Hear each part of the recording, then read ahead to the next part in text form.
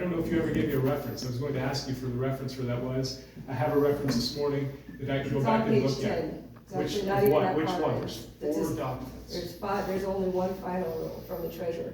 But more than that, why would you send an email to the commissioners that make it seem like we are a weird county asking these questions because everybody else was okay with it? That's not responsible use of funds, because we're experiencing in this area, especially with legislation that came out from the state, we are impacted budget-wise. And now we're taking money with the threat of having to pay it back. We already have an increase in litigation in our county. So how can we afford to argue with the federal government? We can't afford to risk that. So why wouldn't our legislatures give guidance and argue for what's reasonable, but first do the work to read before you start spending? Because we are beholden to what it says. And what you're saying is, we'll wait for people to develop case law to potentially get you out of a loophole that the federal government has created. Because if you say that you don't agree with the social score, that document actually tells you that you do and you agreed to it when you signed it. I'm not developing case law. There's plenty of case law out there that points in this direction. And you can't force things into states that are beyond the scope of the federal government. That's an executive order on federalism that came through in the 90s, oddly enough, under Clinton. But you're not taking into account how life happens. I'm not advocating for anything. I'm not the county. The county will make their own decisions. I looked into things as best I could to try and find answers that people were concerned about, and I provided that to them for their deliberations. Provided it to my colleagues for their deliberations. Those are questions that will be answered at some point, and now those budgets are being developed in doing that. I'm not saying it should be used. I'm just looking at what those answers are, and you are thankfully providing me with more. I appreciate that. And what I got this morning, that helps me with things that I'm thinking of. I'll go back and look for those things. There was some misinterpretation when it first came out that a legislator brought up that was pointing to contractors we use, but they were thinking it pointed to the state as far as the relationship between the state and federal government taking those funds. They were misreading it. So those things I have to work through. Don't have time to sit and read that whole thing. I've done the best I can with it and trying to provide answers, not advocating, not saying there's no problems, but just making sure that if there's as much information when asked that I can provide in doing that, mainly for myself, because sometimes we exaggerate things. And I don't like people running off of misinformation in that sense. So I dug as far as I could, not trying to be deceitful in any way. And I agree with what you're saying. That is what we should be doing. I'm gonna go over here. 2 things. So the deliberations you're speaking of, is it possible to then, so you read whatever you could read, you hand it off to them for their deliberations. They have their deliberations, which has to be in writing or notes or, somebody taking minutes or whatever. And then can you re-look at them to double check? To make sure you understand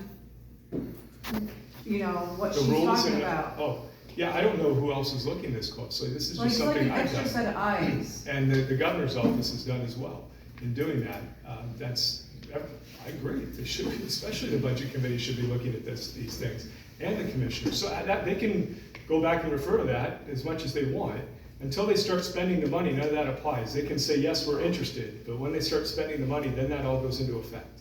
So the state said, yes, we're interested last year, and then the rules came out, but it comes to spending it where that really holds. But they absolutely should do that. And I want to say, when I included that was something to be proud of.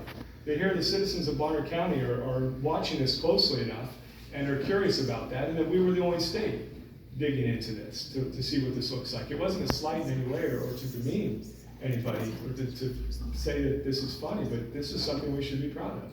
That's how the commissioners presented it to the public. That was not in the email to me. That was in your email to the attorney for the county, Bill.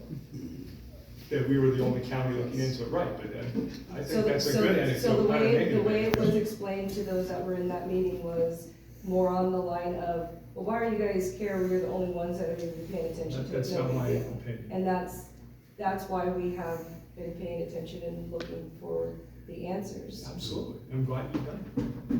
Yes, sir. You've been very careful to say that you're not advocating Right. for spending the money. Could you explain why you are not advocating against spending the money? I'm trying to look into what it is, and there's a. I guess I want to be careful. No, whatever. I'll just say. by not taking out, we're not lowering the deficit, it can't go back to the deficit. We're not gonna affect inflation, all those dollars are there. So it's not anything that's going to help something further on the federal level in that sense, meaning that we can't send it back. There was a bill that came out of the Senate federally to say that states can take that and apply it to the national deficit. It didn't pass the House. So in not taking it, it doesn't remove all the negative ramifications that happen on the federal level from doing that. So essentially, and to your question, and again, I'm not saying yes, I mean, the gentleman behind you, Travis, I'm not saying yes, but there's a question of could these dollars be used to take care of things within the state that will save us in the future, to prepare us better for future costs, to defray those future costs. We have a huge backlog of road projects and bridges specifically that are past their age. A lot of these dollars will be applied to that. Is there wisdom in using that? Because it's not going to, short of the issues that come in with, or we're gonna have to go to court to fight our use of it, but if it's within the use, which transportation is there wisdom in doing that? There's a funny little story years ago that I was told as we're over in the Middle East and we're sending them all kinds of aid, and they said, isn't our God great? Even our enemies are sending us things. And so if dollars are coming in and we're able to use it, even against the people that are giving it to us, meaning the federal government in that sense, if it frees us up to do other things and pull back from them, there may be wisdom in that. That's why I'm not necessarily advocating against it. I'll tell you with the discussions I had this morning, and right now, I'm being pushed harder in the direction of not using it for other reasons, because I'm thinking more about this and hearing and learning more about it, and that's the whole point of information in doing that. Isn't it the legislator's responsibility to be educated on it before the money is spent, though? Well, no money's been And spent. to disseminate the So, information to people, even if you can't make legislative actions. To be educated, we try and get educated on everything to the best that we can.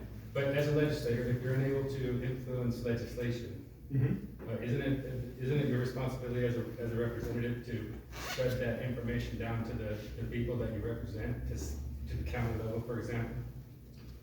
Yeah, but that's their decision. You elect them to make those decisions. That's Sure, a but- federal jurisdiction. But you're the representative, so I'm asking why you're uninformed, and you're saying that you're.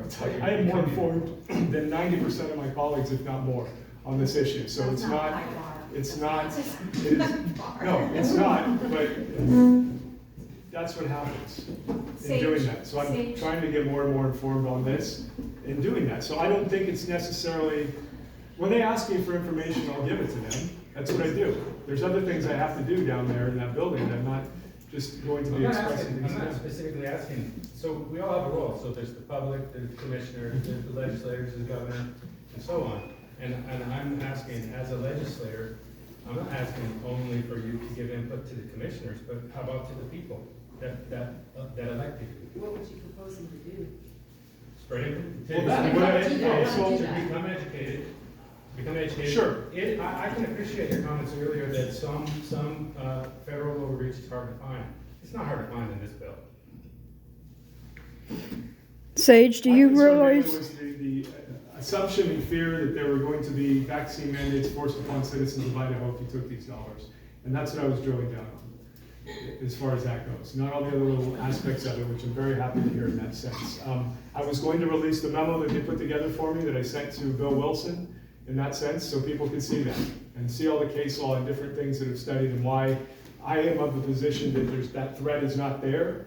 There is the threat of them coming back, I guess, on Arizona if there was some way that we use the funds inappropriately. I don't know how we're going to use the funds. That discussion has come out of the governor's office with their opinion, and now it's with the legislature. And individual legislators are going to be able to look at that now where they weren't before, which is a better process than we had when it was just in one committee. And so that's working correctly in that sense, the way that it should. And I'm hoping they're going to read these things. I doubt it. I think there'll be a lot of chatter because people are busy, and that's the way it goes with this thing. It's not encouraging to hear, I know. But so as I learn more and have conversations, people ask, why are you doing certain things? How do you feel? And I express that with them. I'm happy to release that memo. And I did intend to. It was just a matter of making sure all the information was correct. And he brought up stuff that I wasn't sure of. So I don't want to send out things that could be considered misinformation also, because that's a concern of mine. So so I appreciate that. I do have the thing that you emailed. We are doing an ARPA education for our community as a community on the 18th, and you're welcome to zoom in to see what we've researched, because we didn't just we read the document, we reached out to people in the government, and I think you should be able to have an informed response of what the concerns are, because the other agreement within that final rule is that we are going to grow our government 7% Through the rule? through the rule, that's what it says. We're Okay, gonna grow. I still, and So I'm gonna hold to the fact that I that's will beyond send you their an contract. invitation- I will send you an invitation to do that, that. because you need to know, because you can't come and not know what it says, because that's significant. And that impacts smaller communities like this community more than other communities. And I understand you feel like you're doing the best that you can with what your role is, it's a big role, but it doesn't change on this. There's been so much community involvement that we want the opinion and the input from someone who is informed on the document. Right. Well, again, I think you'll find I am more than others in that sense. If there's questions you want me to go to the Treasury with or anybody else, I'm happy to do that as well for clarification, meaning to go to the source, although they've been reticent to answer questions lately. They have been very clear, Alex was very clear that the state's gonna do what the state does, the county does what the county does, read the document, if you want the money, spend it. That's basically the answer you're getting. I've had different answers from the Treasury Department, but, anyway, we're basically, he's asking the same people I am, so I don't know why there'd be different answers. Yes, I'm sorry. I just was asking, I was gonna ask, have you heard anything from the US government treasury about the rules, or have they gotten back to you on any of that? Yeah. Okay. That's, And you when I say have- Treasury, that's who I'm talking That's about. who you're talking Yeah, not the state treasurer's office, but the Okay. US Department of Treasury. We went right to them to ask, and that was my first question is, if we take these dollars, can there be further executive orders or mandates and things, vaccine forced in the state? And so But that there was is the first- also language in there already stating that the mandates apply, correct? It's not in the contract, I'm sorry, but that is everything I've heard. And I'm still gonna hold to that as far as that goes, not saying, again, that we should be taking this, and I keep repeating that because that's out there that I've been advocating for, and that's misinformation, not advocating. Bonner's Ferry gave you full credit for it. They emailed me and said they did not, that was an We've article got it posted. recorded. Donna asked today, Mm-hmm. and she was told she was incorrect. Okay. I did not advocate for that. Did you talk to Steve Fioravanti? He didn't ask a word, he just videotaped the whole thing. I did not advocate for it. I was asked for information, I gave the same memo to them that I gave to the Bonner County. And that's Okay. the end of it. And I'll show you an email that says from their attorney that, sorry, we didn't do that, you weren't mentioned. Really? I Okay. don't know about mentioned, they might have mentioned it came from me, but not that I told them to take the funds, really. Okay. I'd like to see that, yeah.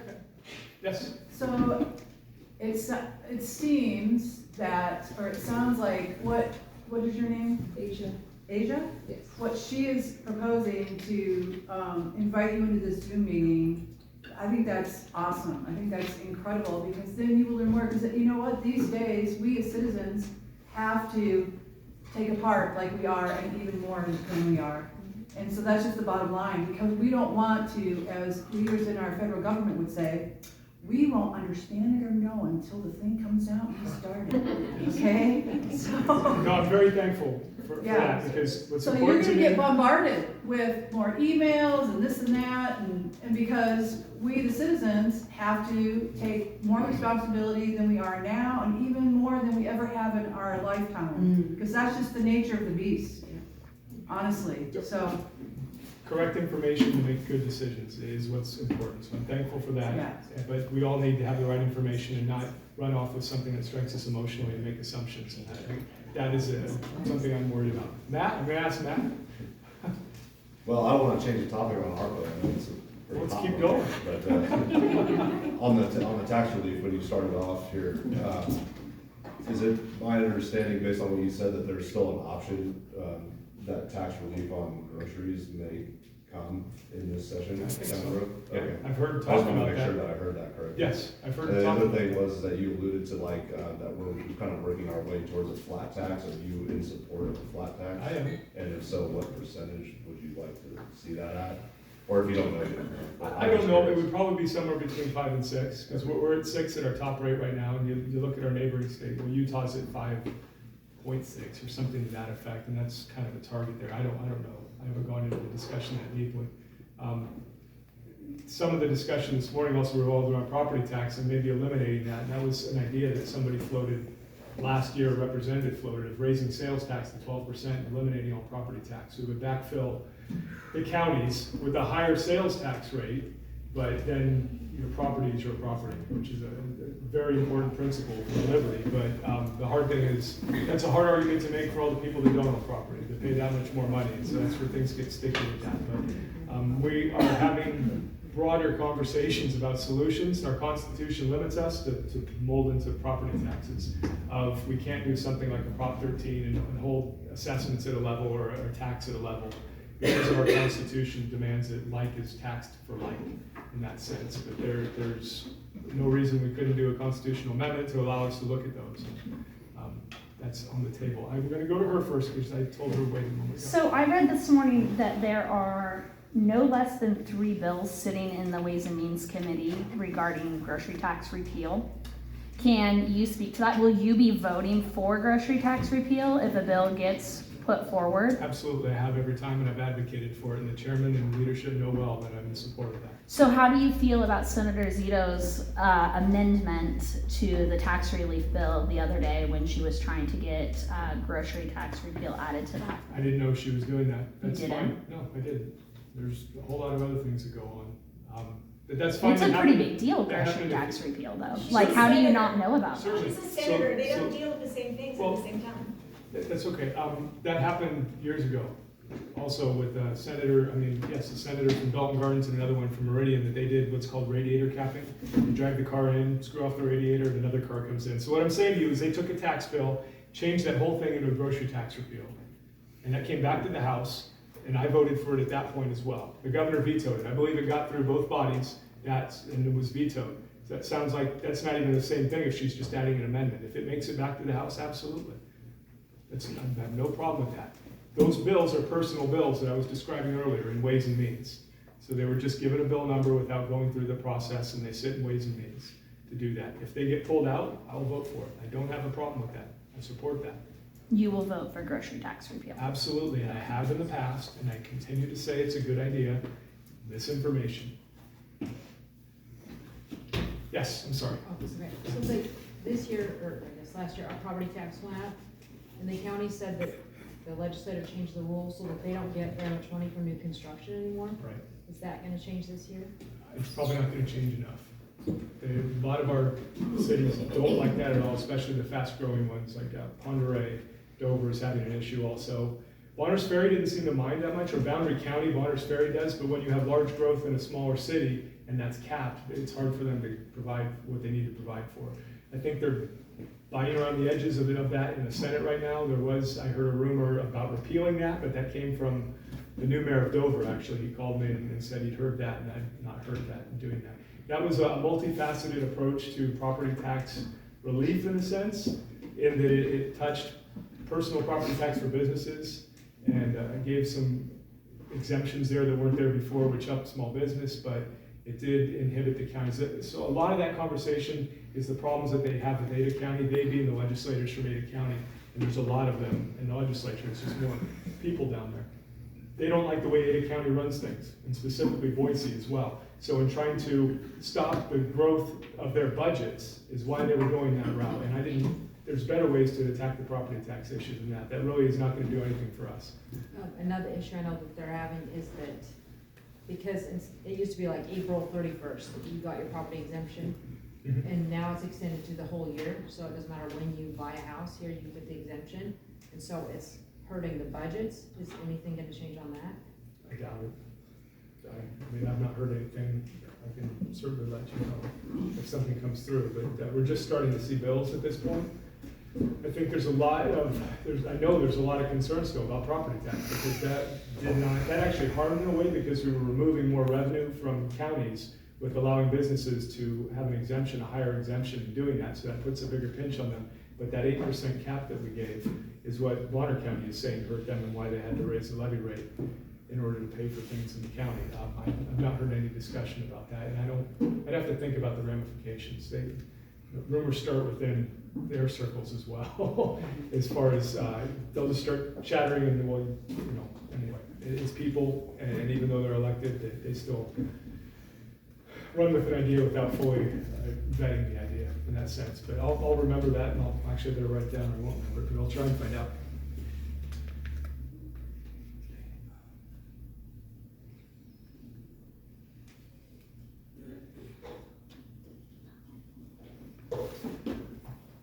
Any other questions? Yes. I am concerned about, of course, affordable housing here. And which brings up the subject is if we're accepting, like it or not, illegal aliens, that would impact the people that live here and the businesses that need these workers. And I'm just wondering if there was any discussion or ideas on how to handle that. There's discussion. It's hard for government to interject itself in that and not become similar to a welfare state. I know the governor's office, and you can correct me, Jake, that part of the use of the ARPA funds is to help with affordable housing in some measure. I don't think it's building homes and providing that for people in that sense, but there's some dollars that are being delineated for that purpose. I haven't read the specifics yet, so I can't speak to that. I encourage businesses to do that, and when I've met with businesses in this area, there are a lot of hospitality businesses that are providing that for their employees and trying to rectify that. I don't know, something we could do is a tax incentive for businesses to provide that for their employees in that sense, but then that gets sticky again. That's still kind of a welfare way of doing things. It's a conversation that I don't have any resolution to. I mean, I've not heard of any resolution, but a lot of it is, you're building more homes, the prices should go down in that sense, but there's so many people coming here still, and the projections are still huge, that's gonna continue to be an effort and, I mean, a problem. And then in our area being kind of a resort town as well, that people are coming here with more money and building bigger homes, and it's pushing out our children and a lot of what's becoming the service industry in this area as well. So it's a big problem. How do we find a good free market solution and not interject government is what concerns me and I think about. Government could easily say we're gonna subsidize housing and things like that, but we don't want that. That never works out well in that sense. You got it. Oh, thank you. We have an Yes. appointment at 1:30. We got. Thank you for coming. Yes. Good seeing you. I want to ask you about ALEC. Alec, okay. Okay, you're part of ALEC. They have three big things that everybody keeps talking about. One is mandatory vaccinations, one is rewriting the Constitution, and the other is partnering with Big Pharma. How come you're still with them? All my work through ALEC is due with federalism, and that's why I'm still with them, because I'm able to talk to other representatives from other states and work on issues that, working in coordination together, we can find ways to push back on the federal government. But it sounds like you still support the other issues by being a part of their I membership. don't support those other issues. I've not even heard anything about it. The pharma piece, yes, there are donors, private donors that come in and are part of the conversation sometimes, but I don't think that's appropriate. And when I have the opportunity, I can push back on that, but I don't support that. What about an Article 5? They support that. They want to rewrite an Article 5 convention to rewrite the Constitution, correct? Yep. And do you support that? No, I don't, and they know that, and I tell them that, and that stuff comes through the committee I'm chair of also. They're all very aware that I don't support that. Uh-huh. Discuss that with the folks from other states, and give them my perspective on it. And the people that run those Article 5 groups, they know where I stand on it. You know, if I was a part of a leftist group and said, I only support part of what they do, you'd still call me out on it, wouldn't you? Sure, but I'm not a part of any leftist group, Sherry. ALEC is what they call nonpartisan. They take lefties and righties and do they're part of Agenda 21. They promote it, just like the little gala you went to in Germany. That was an Agenda 21 2030 event. And I wasn't going to ask you about that at this one, but I will if you want me to. I don't care, because I don't hear or know anything about that, and whatever you tried to discover or something, I'm not aware of it and didn't ever see that expressed. Those aren't things that I approve of or promote, and I would definitely work against, and I have worked Hans against. Seidel is known for its 2030 agenda. I've not had that come up in any conversations. In any conversation, are you sure? I am sure. Okay, because I have a recording of you talking about it. About 2030? No, about Hans Seidel and their Agenda 2030 I don't know where mandates. you get that. Well, I've got it. How, well, We'll have to talk, we'll talk about it, but I've got it. Because all I did was speak at a federalism conference about our form of federalism. And For it. Alex said you were talking to them about, federal control of our western lands. No. Don't But they fight put it out there. against that, Sherry. I don't know where you pulled that from, but that's nothing that I support or would. It's on Twitter. I've got a picture of it right here. Okay, I don't know about that. I have a picture of their tweet saying that he went there to talk about our western lands with this globalist organization. Well, sure, I talk about getting our western lands back, the same way the American Lands Council does. Oh, and they're gonna help you with that? Certainly, that's Ken Ivory out of Utah. No, I'm talking about Germany. No, if I was speaking of that when I'm speaking at a federalism conference and the importance of federalism and controlling our lands, that was probably part of the discussion, because that's important to me for our autonomy as a state. You gotta put things in context. You can't just pull things out to try and smear me. I didn't try and smear you. Alec put this out. I got the tweet. Okay, I got a well, picture of the Did tweet. you ask me about that before you went and printed it? I can tell I you haven't been context able to of get an everything I interview said. with you in 2 years. You turned me down or told me you would get back to me and then never did. Well, I'm not gonna chase you. You didn't chase me. You didn't call I me. don't wanna turn you down. I don't. Yes, you I'm have. not very anxious to do it, Sherry, because you printed a lot of false things about me. And made assumptions. And I've that- printed a lot of very true things that you refuse to acknowledge. I don't think so.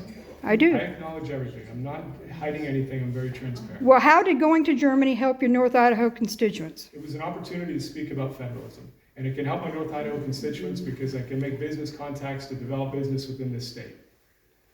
And I you, happen to have a knowledge of federalism. That when I encountered those people through ALEC, they thought that would be an addition to their international conference.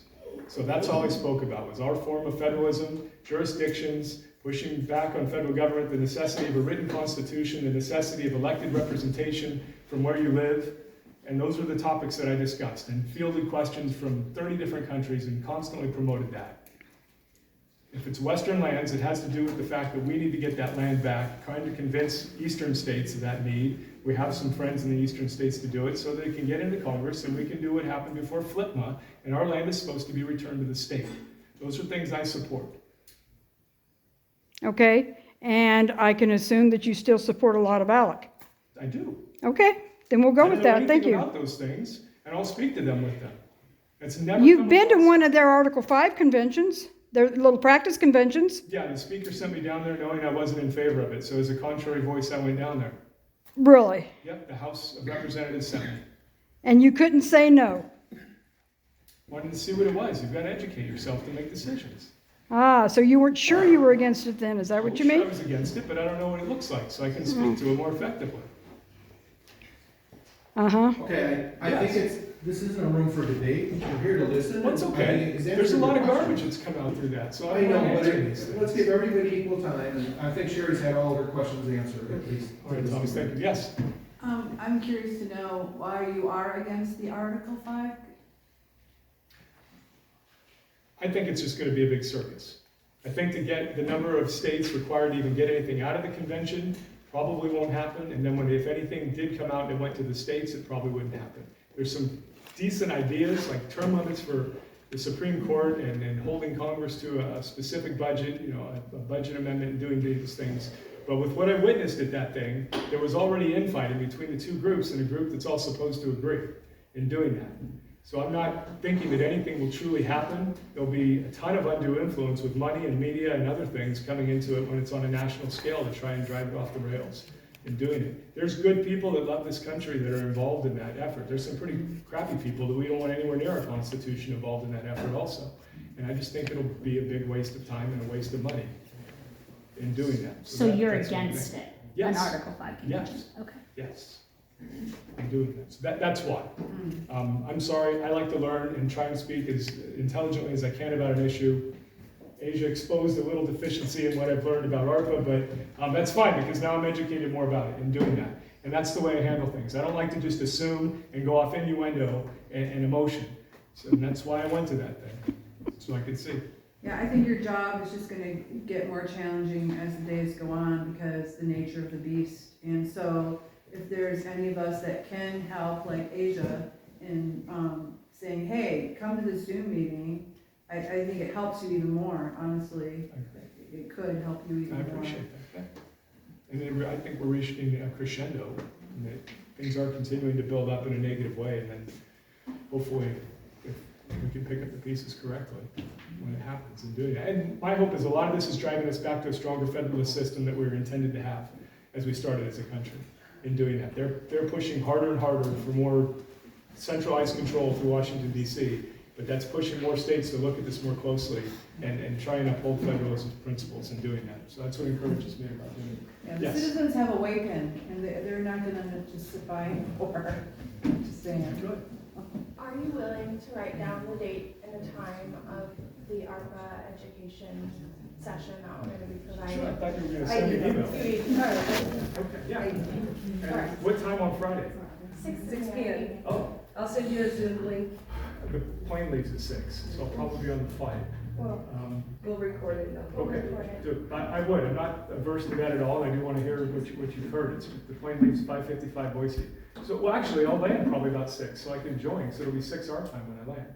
because it So maybe would I'm be gonna nice try to phone. have you there since you don't, like, Asia's done a really good job and done a lot of research on it, and maybe bouncing off of her education, of her self-education, you could maybe learn some about that document that maybe you, even the people you've been discussing this with don't know. Sure. Yeah, I would love to. I will try and zoom in on my way home. Yes? Hi. Hi. So I think with May 17th approaching, I'll tell you how some of the things that you said have kind of come across to me as a voter. And not advocating using that word quite a few times in the course of your time with us here today comes across as you're not sure if you're part of the problem or you're part of the solution because you haven't figured it out yet. And you know what, I get it, trust me. However, we really do need people that we elect to be on point. They need to rise to the occasion. I'll tell you, contracts are typically not clean. A court battle is never a viable solution. If you're talking about parental rights, and then you also are talking about ARPA, whether you're coming from a lack of understanding or what you think you understand, that's oil and water. So if you care about parental rights alone, then you're going to want to learn as much as you can about that, even just for your own self, let alone for the people that you represent. So, you know, I just want to make that clear if I may. Okay, thank you. Yes. Yes, to return to an earlier topic, I do have a question about the code of ethics of the Idaho legislature, and it seemed like a kind of a messy issue to me anyway, from where I sat, and I'd like to know where I can find the code of ethics in that. It's House Rule 45, so you can go onto the legislative website, legislature.idaho.gov, and go into House Rules. Well, the first button will say House, and then you just go to the rules.